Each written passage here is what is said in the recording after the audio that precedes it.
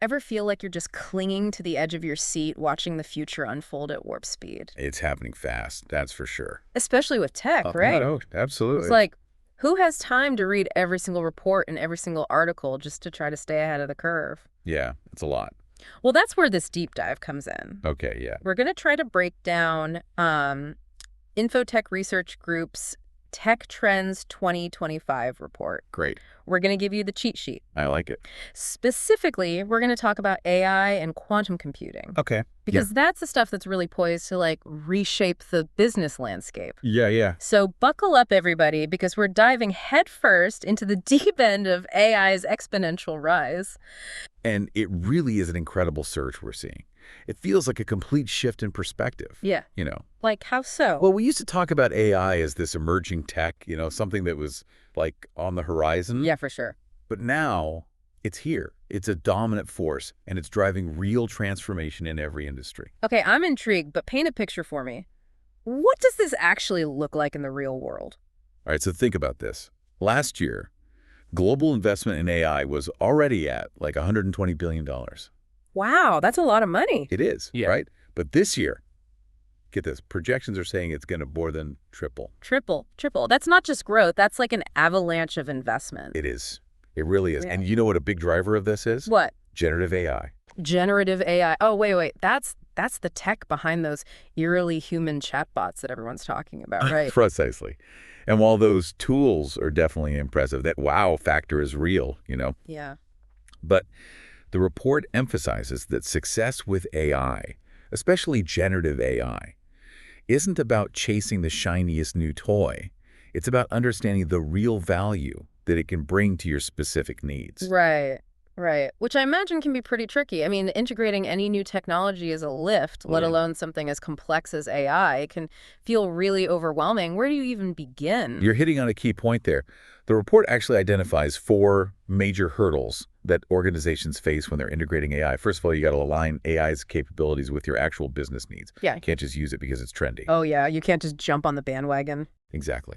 And then you got to think about how to integrate AI into your existing workflows. And that's a whole other can of worms, right? Absolutely. Which can be a huge operational challenge for companies. I mean, you can't just shoehorn in a supercomputer and expect everyone to magically adapt overnight. Okay, so that's 2. What are the other 2 challenges? Talent and data pipelines. Right. You need skilled people to manage all of this, to analyze it, to interpret the data.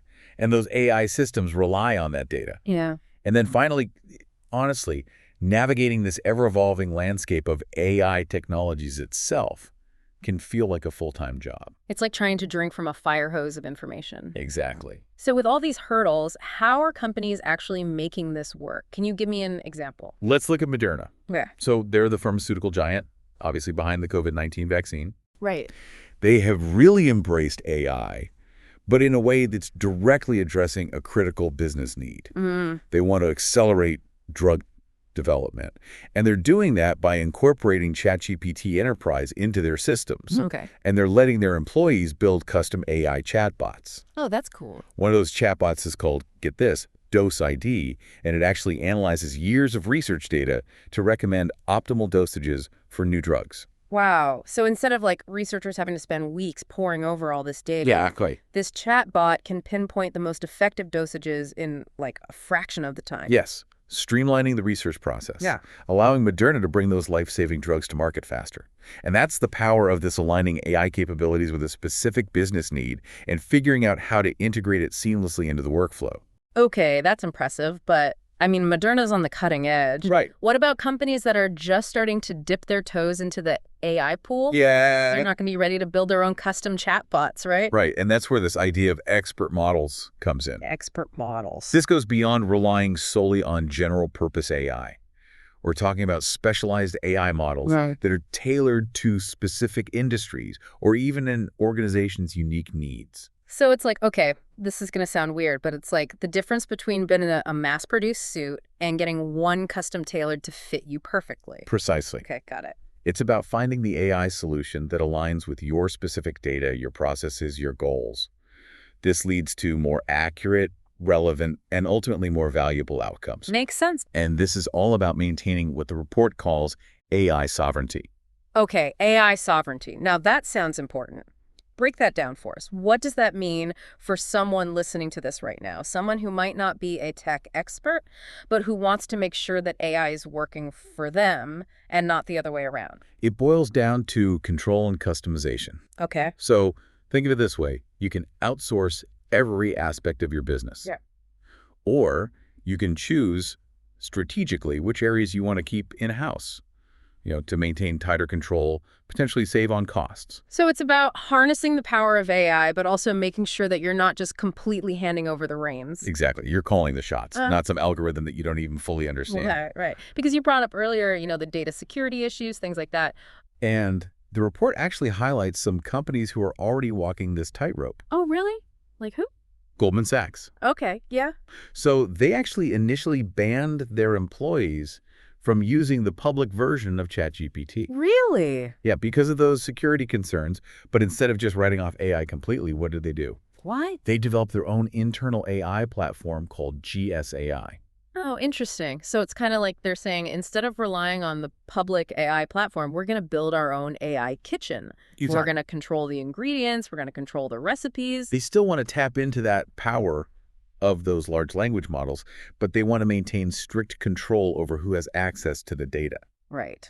Makes a lot of sense, especially with all those industry regulations and everything, too. Exactly. Okay, but that sounds expensive. Building your own AI platform, that's not exactly in everyone's budget. What about smaller companies? Like, is AI sovereignty even attainable for them?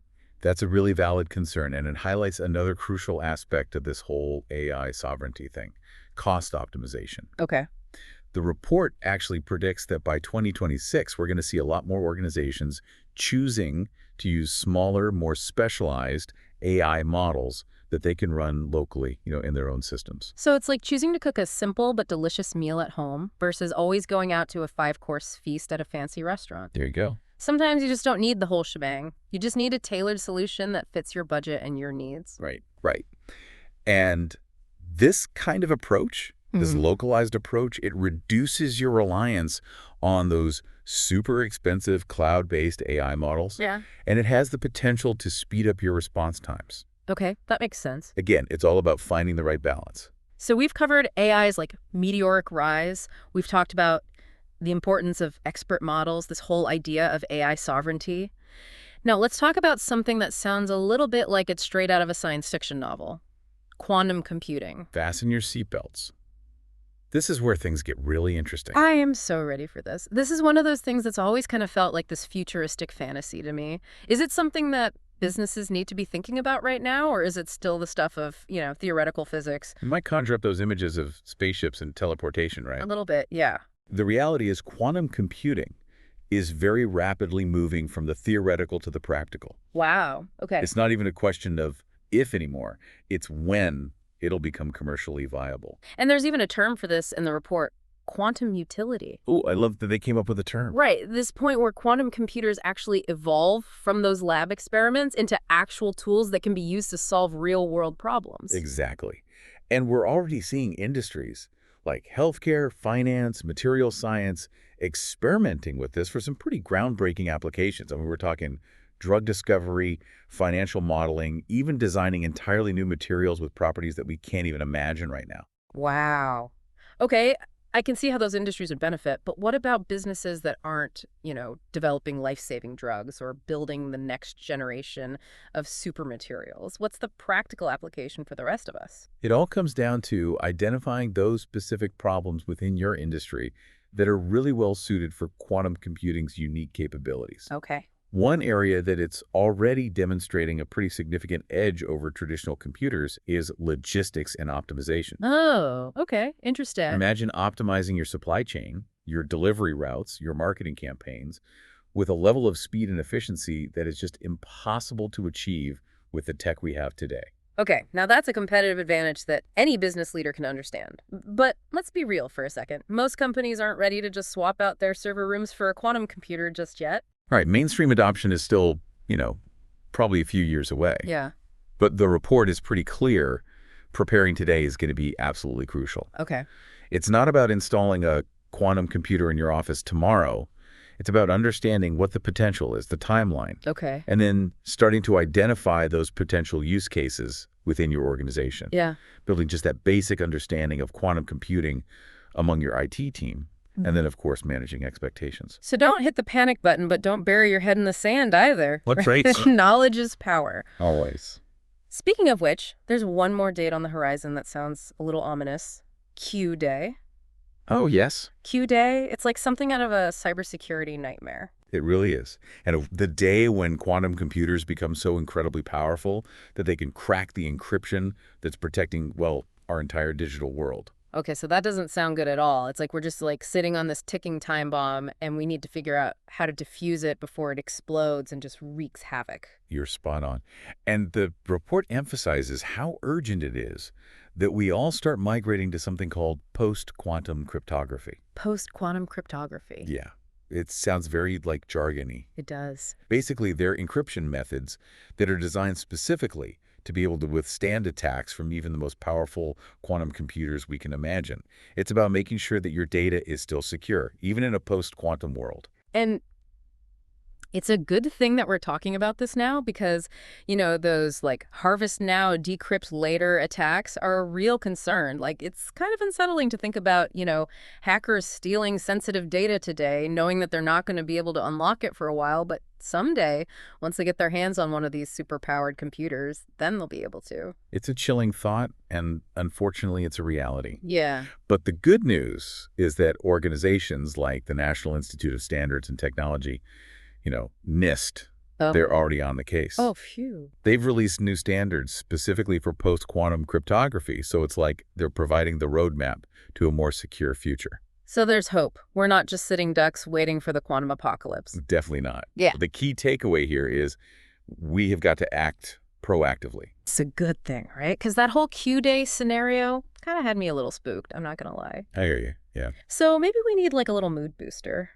Let's talk about something a little more lighthearted, like what about those AI avatars that are popping up everywhere these days? You mean those digital humans that seem to be everywhere we turn online now? Exactly. Like it's like that classic Turing test thing where a machine is trying to convince you that it's actually human. Right. And some of these systems are getting really good. It's kind of freaking me out a little. The technology has been advancing at an incredible pace, and businesses are finding some really creative ways to use it, from simple things, customer service, chatbots, virtual assistants. Sure, yeah. But we're even seeing things like digital influencers and, believe it or not, digital clones of real people. Hold on, wait. Clones of real people. You mean like digital versions of ourselves roaming around on the internet? Well, not quite roaming yet, but we're getting there. The report actually mentions companies like Voices.com, for example, where voice actors can actually create and license AI clones of their voices. Oh. So you could have, say, Morgan Freeman narrating your next big presentation. Okay, now that is a presentation I would sign up for. But it's not just voices, right? No, it goes way beyond that. Companies like Synthesia are creating these incredibly realistic video avatars that can deliver presentations, training materials, even personalized messages. So it's like having a virtual spokesperson that's available 24/7. Exactly. That is both impressive and just a little bit unsettling at the same time. It makes you wonder about, like, where's the line? What about the ethical considerations of creating these digital beings, You're hitting on a really important point there. As we embrace all these amazing possibilities of AI avatars, we absolutely need to proceed with some caution, some foresight, thinking about the potential consequences, maybe some we haven't even considered yet. It's a lot to ponder, for sure. It is.